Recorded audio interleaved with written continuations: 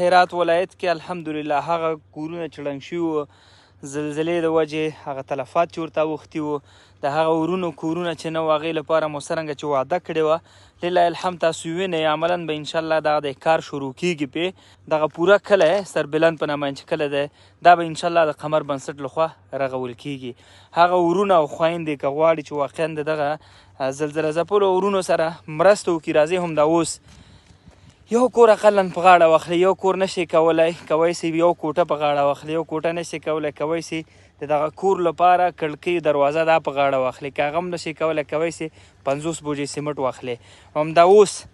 راځئ چې دغه کورونه دې لپاره جوړ کړو ځکه ژمی سخت دی دلته واورې کېږي بارانونه کېږي